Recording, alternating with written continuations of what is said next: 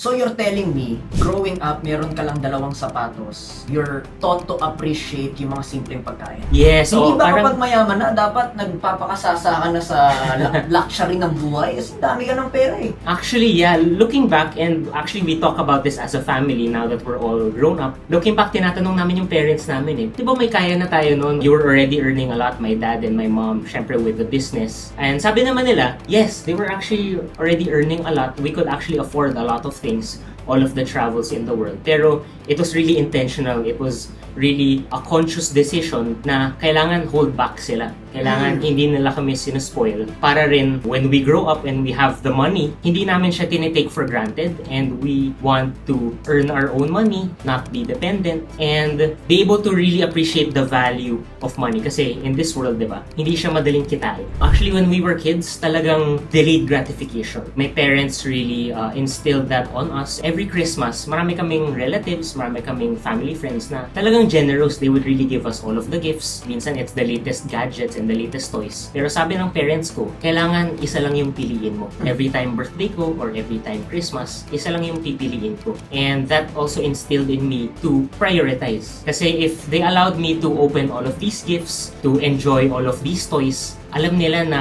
iti-take for granted ko lang yung iba. I would play with them for like 3 hours and maybe be tired of them already. So, for a man like you, who were raised up by responsible parents, you're telling us to be contented, you're telling us to appreciate little things. So, there's a big chunk to spare.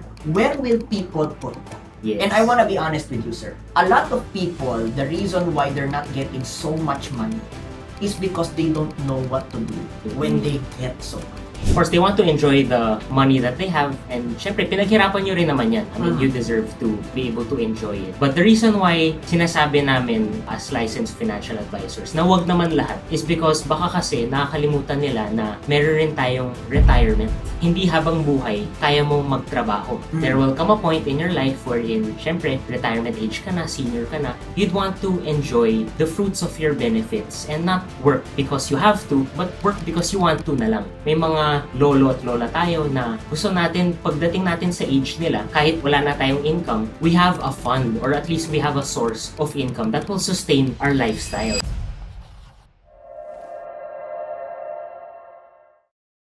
Hi everyone, welcome to another episode of Pinoy Podcast. Again, our desire is for you to become top of mind, best in class, and mission driven. At for today's episode, lagi naman tayong tumutungo sa education, tumutungo sa information, at tumutungo sa kung saan paano ka pwedeng maging prime Pinoy.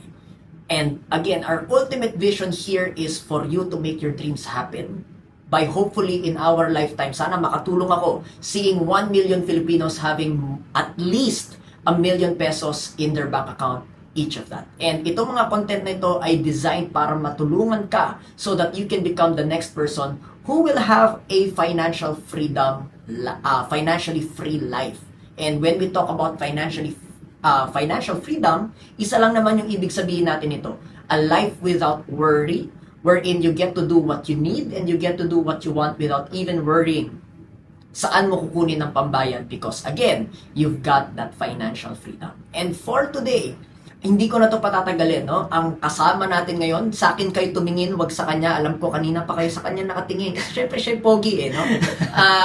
But seriously, ito ay isang example. Napakaganda ng topic natin ngayon because this man is actually a business owner as well. He's the head of one of the most trusted financial institutions dito sa Pilipinas. Ang tawag dyan ay RAMPVER Financials. He's their newest offering called RAMPVER Online is actually his brainchild.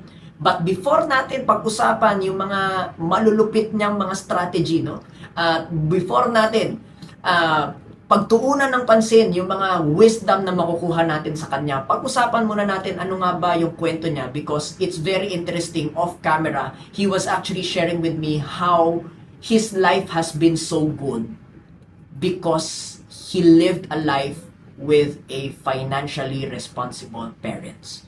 And kayo, maraming nanonood sa atin ngayon, ang tanong nyo sa buhay ngayon, paano nga ba ang buhay ng merong financially responsible family? Napakarami napapanood nyo sa TV, sa social media, yung itsura ng buhay kapag hindi naging responsible financially yung magulang natin. Ang mga napapanood nyo, yung mga kwento kapag walang pera. Or yung mga sakripisyo kapag nagkulang yung pera. Ngayon, ang pagtuunan naman natin ng pansin, ano ang kwento kapag naging responsable at naging maganda ang financial stability ng isang pamilya. So, without further ado, bigyan nyo akong ng palakpak. Of course, Sir Enro. Sir, thank you so much sa pagpapaunlak dito. Thank you so much, Migs, and ganda ng introduction mo. Magandang kwento yung gusto nating i-share sa audience mo. And I really want to be able to provide that value to your audience and our conversation this afternoon. Okay, so alam mo, lagi ko sinasabi, sir, no? Sabi ko nga off camera, majority of people, ang alam lang nila, kaya sila maybe nagtatrabaho, nagpapakahirap, nag-work hard, is because they want to get away. No? They want to go out of a certain life na kung saan naranasan nila yung buhay ng kulang sa pera or wala sa pera. Pero some of them, or most of them maybe, wala silang idea, ano ba yung itsura ng buhay nang naging responsible, nagkaroon ng stability pagdating sa pera. Could you describe that for us? Being a son, no, of financially responsible parents. Ikaw na magkwento, sir. Yeah, sige. Pero baka the misconception is walang problema yung financially free na family. Actually, that's a misnomer. That's not true. Marami ring problema ho kami. But just to give a quick introduction, no, I'm the son of Rex and Ana Mendoza. So baka kilala nyo si Boss Rex, we call him here in the office. So si Boss Rex kasi is one of the financial gurus of the Philippines. He's a well-known speaker. He's also an author of a best-selling book. Actually, books, dalawa yun.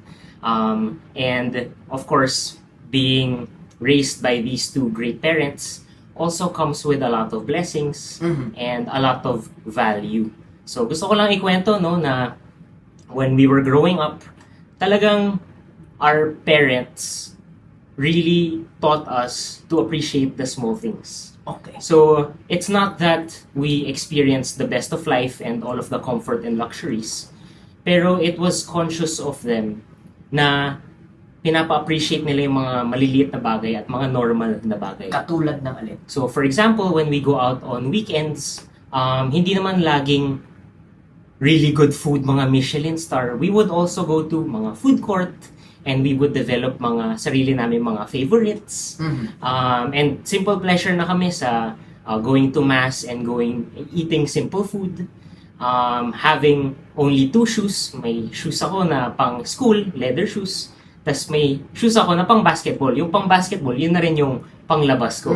So it was very intentional that they made those decisions so that kami rin as their kids, we would grow up, I guess, the right way in their opinion. And looking back, I'm very fortunate, I'm very blessed na ganun kaming magkakapatid. Different money habits kami, but generally the values are the same. I think them as parents, they really wanted to share the right values very early on so that when we grow up, when we have our own families and make our own decisions, we have those core values in mind. So you're telling me na growing up, meron ka lang 2 sapatos at you're taught to appreciate yung mga simpleng pagkain. Yes, Hindi ba parang kapag mayaman na, dapat nagpapakasasa ka na sa luxury ng buhay? Kasi dami ka ng pera eh. actually, yeah, looking back, and actually we talk about this as a family now that we're all grown up. I have 2 sisters as well. Looking back, tinatanong namin yung parents namin parang, di ba may kaya na tayo noon, or you were already earning a lot, my dad and my mom, syempre with the business.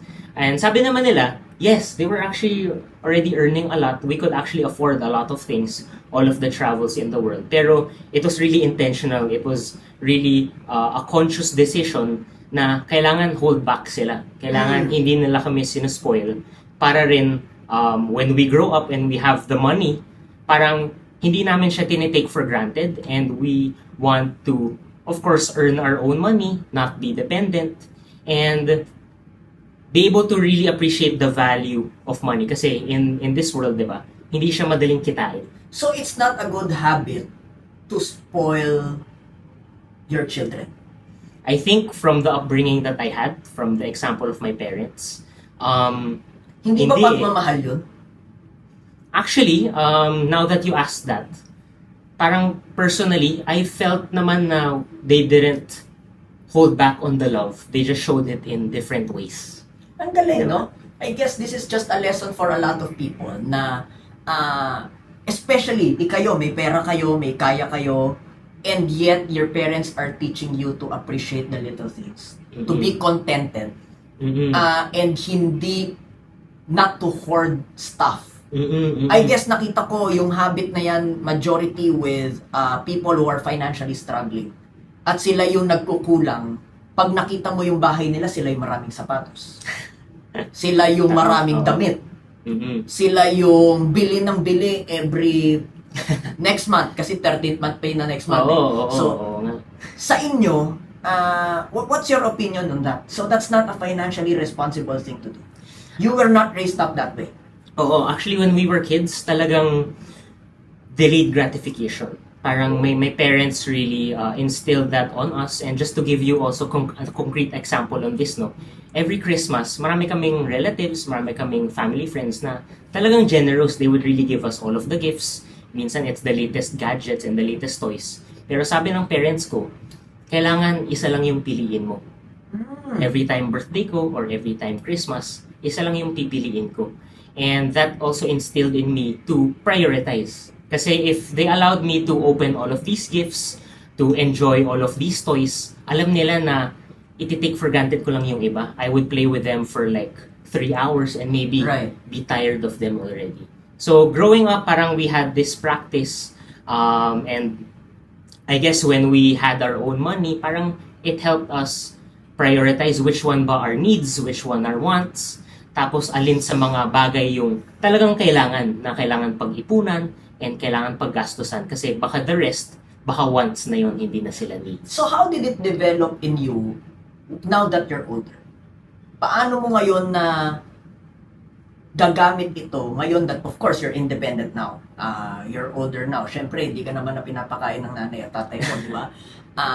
Paano ka ngayon ready sa buhay because of what you learned when you were young? Yeah, I think it goes back to the core value of, I guess I'll answer it two ways. One is really the value of money. Since we were able to appreciate the small things, the kumbaga ordinary ways of life, it means that the luxuries, we will be able to appreciate more. Kasi if nasanay kami sa luxuries, nasanay kami sa comfort, laging 5-star hotel, or laging masasarap na pagkain, it means doon na yung baseline namin, doon na yung standard namin. Anything less, ay, pangit na. Anything less, baka hindi namin ma-enjoy. And I think having that low baseline made us enjoy both the higher things in life and also the lower things in life. I mean, masarap pa rin naman mag-champurado, masarap pa rin naman mag-spam, pero hindi naman araw-araw, di ba? I think that's one thing, appreciating the value of money. But the other thing is really gratitude. No matter what it is, if it's a gift, if it's a blessing from God, no matter how big or small it is, you have to be grateful. And that's one thing that growing up was really instilled upon us. Kasi lalo na pag gift giving, and minsan nga there are certain occasions na it doesn't even need to be a gift, it can be just a card that's written from the heart. Kahit yun, parang sobrang mas na-appreciate pa namin sometimes more than the material things because that shows more love, that shows more compassion, and really the bond and love we have for each other. Isa sa mga tanong ng mga tao is, syempre, kaya ka nga nagtatrabaho, kaya ka nagpapagod kasi gusto mo mabili yung mga gusto mo. No? And you're telling me na, yes, okay yan, pero konti lang. Help us through that. Okay. Now that I'm Kasi older, syempre, di ba, marami, kaya nga ako kumikita ng malaking pera para ang bili ko yan ng kung anong gusto ko, 10 sports car. So, actually, yeah, how will you respond to that? Actually, lahat tayo, to be honest, lahat tayo feel ko may luho eh. Whether that's gadgets, whether that's, yun nga, sabi mo, cars, yung iba naman food, or yung iba naman travel.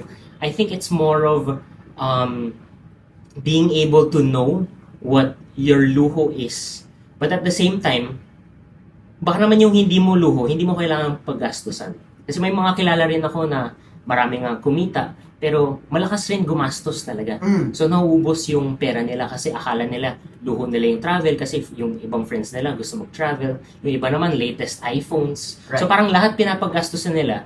Tapos wala nang natitira sa future nila or sa savings nila, whether ma-emergency or yung ipon nila para sa kinabukasan nila. So where do you, I'm not saying be specific pero give our audience an idea. Where do people that are financially stable like you put your money? Kasi syempre, yung ibang tao, ang tanong nila is, di mo naman madadala sa hukay yan. Di ba? Maybe this is not the first time that you heard of that. Bakit ko pa, kaya nga ako kumita ng pera, hindi ko naman yan madadala when I go to the next life. So, might as well, ubusin ko na yan ngayon.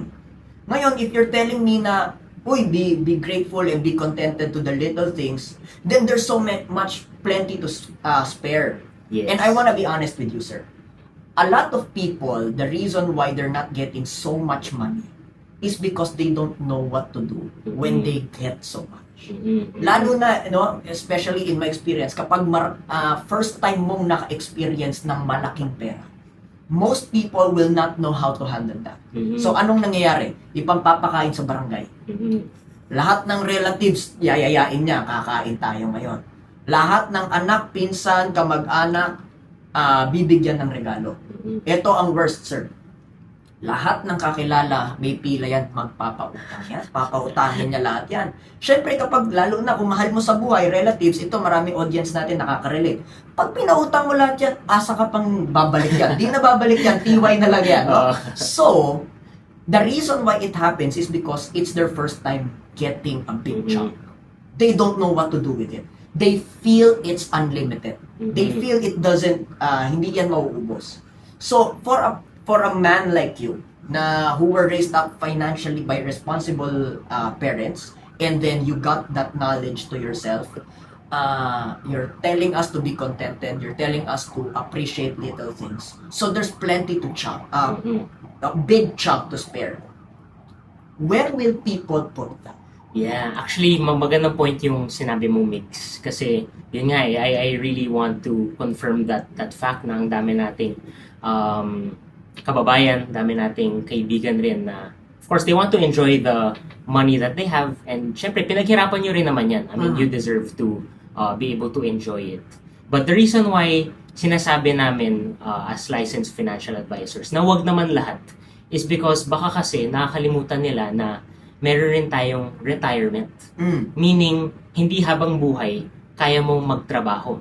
There will come a point in your life wherein, syempre, retirement age ka na, senior ka na, you'd want to enjoy the fruits of your benefits and not work because you have to, but work because you want to na lang.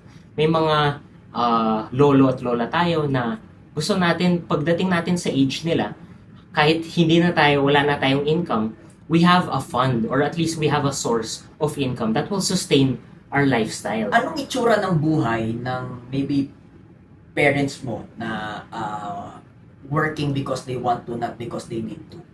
Anong itsura ng financially free na buhay? Hindi yan naiintindihan ng marami.